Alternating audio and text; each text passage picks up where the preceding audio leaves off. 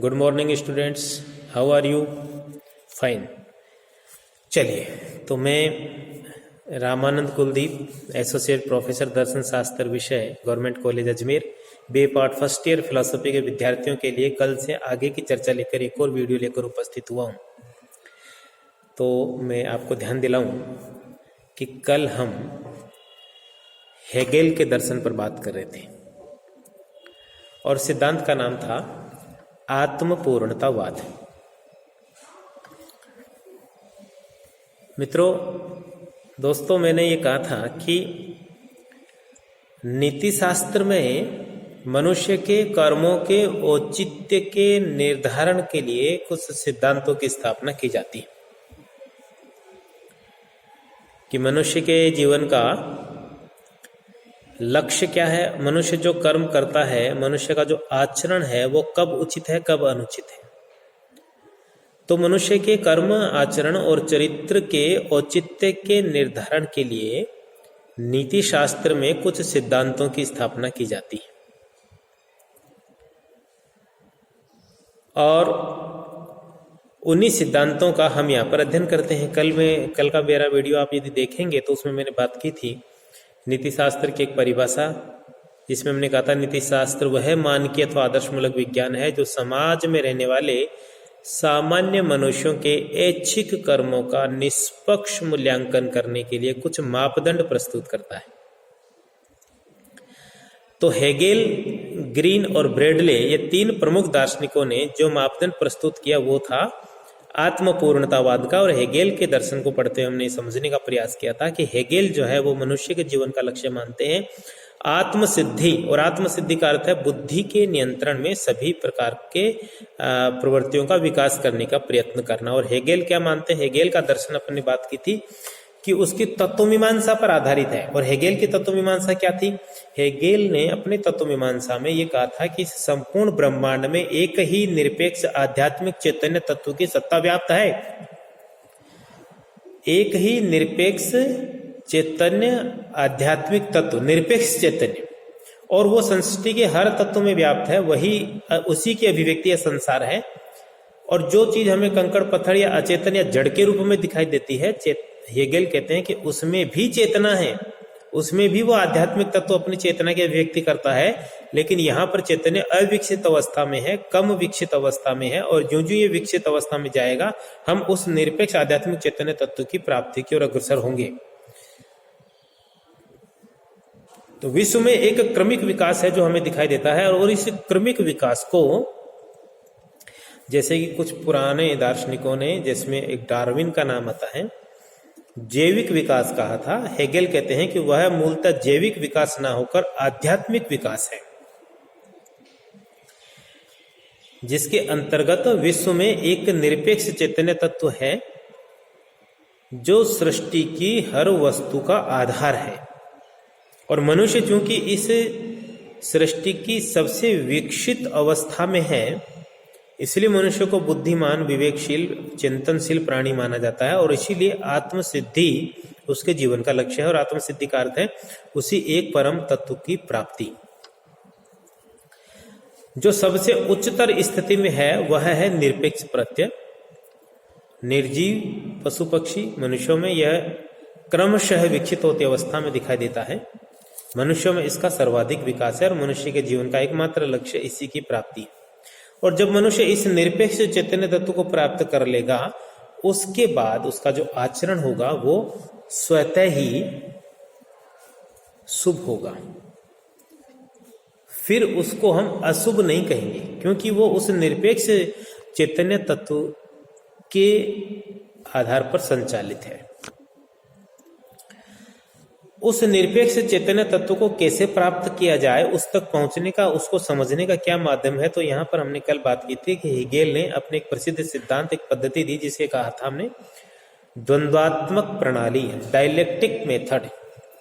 द्वंद्वात्मक प्रणाली, dialectic method, यानी इनके अनुसार सभी विचारों अथवा सिद्धांतों का विकास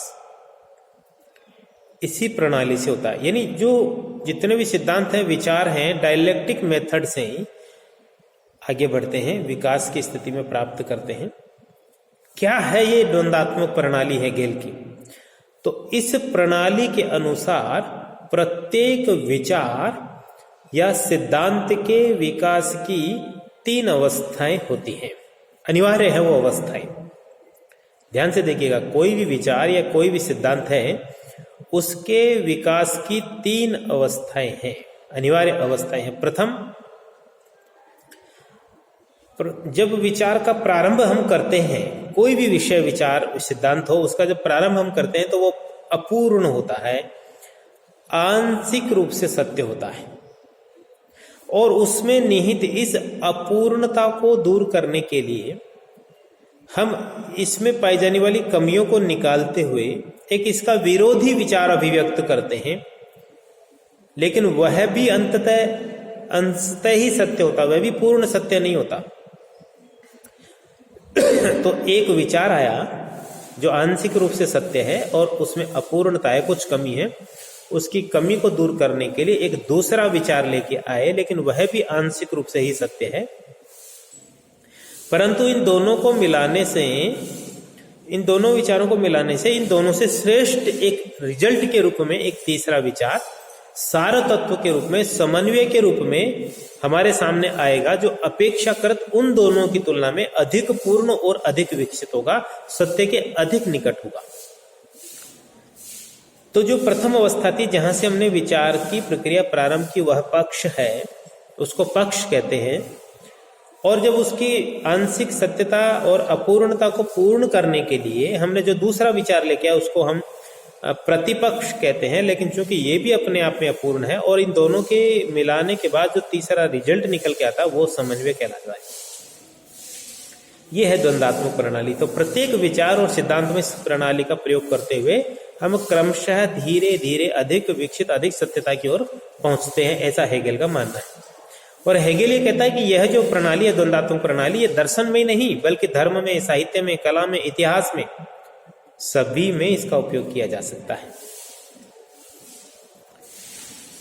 तो हेगेल ने अपने नैतिक दर्शन में व्यक्ति और समाज के घनिष्ठ संबंध को विशेष महत्व दिया। हेगेल ने अपने नैतिक दर्शन में व्यक्ति और समाज के घनिष्ठ संबंध को विशेष महत्व दिया। व्यक्तिगत हित की अपेक्षा सामाजिक कल्याण को अधिक महत्वपूर्ण माना। व्यक्ति को समाज का अभिन्न अंग मानकर ही नैतिक विकास की बात की। और इस बात को अपनी द्वंद्वात्मक प्रणाली के माध्यम से या इसी एक तरीके से समझाने के लिए उसने एक और जो चीज दी है, वो है नैतिकता के विकास की 3 मुख्य अवस्थाएं। कि मनुष्य का जो नैतिक विकास होता है वो इन 3 अवस्थाओं से गुजरते हुए होता है।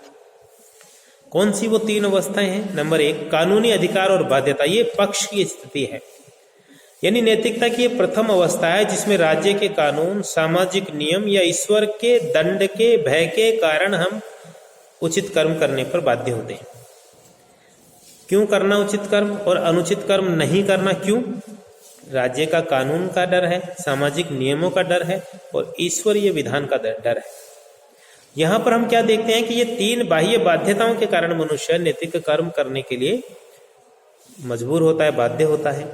तो यहाँ बाह्य बाध्यताएं हैं, स्वतः प्रेरित नैतिकता नहीं है, ये बाह्य शक्तियों द्वारा आरोपित बाध्यता है। इसलिए इसको नैतिकता के विकास की निम्नतम अवस्था कह सकते हैं।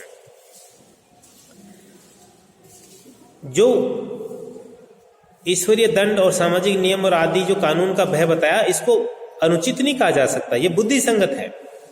अनुचित कर्म करने के लिए दंड दिया ही जाना चाहिए, इसकी हेगेल समर्थन करते हैं। लेकिन ये कह रहे हैं कि ये इसलिए आवश्यक होता है क्योंकि यहाँ मनुष्य की चेतना का, नैतिक चेतना का विकास न्यूनतम है, कमतर है। इसलिए मनुष्य अनुचित कर्म कर सकता है और उसको अनुचित कर्म करने से रोकने के लिए ये बाह्य बाध्यता जरूरी है।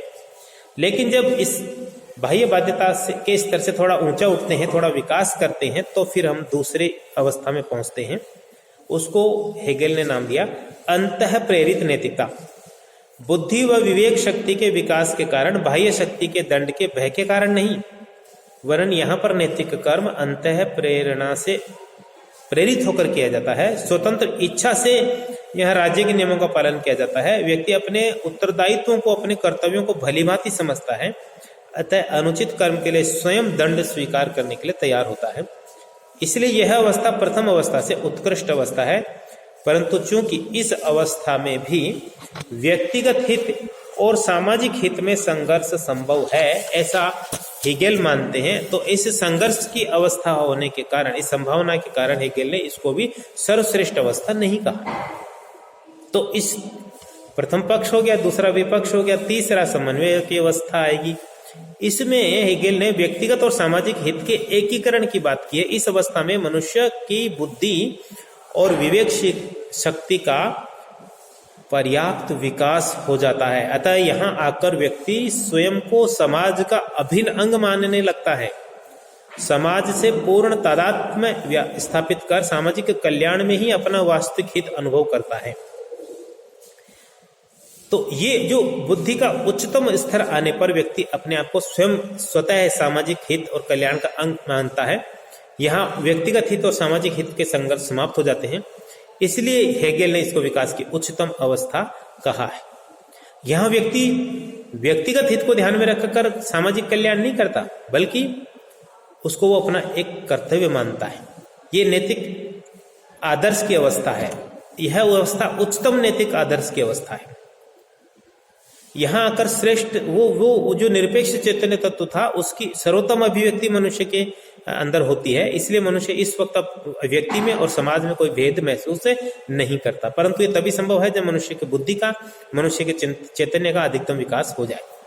तो ये तीसरी अवस्था। तो ये पहला पक्ष। दूसरा, पहले पक्ष में हम बाह्य प्रेरित नैतिकता, दूसरे में आत्म प्रेरित नैतिकता, लेकिन तीसरे में व्यक्ति और सामाजिक हित का समन्वय। अब अंत में हम हेगेल के जो दर्शन का, आत्मपूर्णतावाद का जो प्रमुख है, 2-3 बातें और है वो देखेंगे। हेगेल ने नैतिक आचरण के विकास में परिवार, समाज और राज्य को भी महत्व दिया। परिवार के सदस्यों में आंतरिक एकता होती है, सबके हित परस्पर निर्भर करते हैं, नैसर्गिक स्नेह होता है। समाज परिवार से ज्यादा ही महत्वपूर्ण है।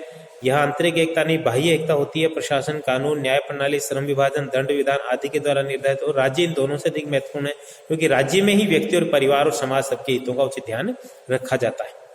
तो ये प्रक्रिया समझाने की कि जैसे परिवार में भी बहुत सारे लोग होकर मिलकर काम करते हैं, फिर परिवार से आगे बढ़ते हैं तो समाज आता है, समाज से आगे बढ़ते हैं तो राज्य आता है, लेकिन राज्य भी अंततः सबके कल्याण के लिए ही तो है। वो तभी संभव है, व्यक्ति का और समाज का और परिवार का हित तभी संभव है जब एक राज्य कल्याणकारी होगा।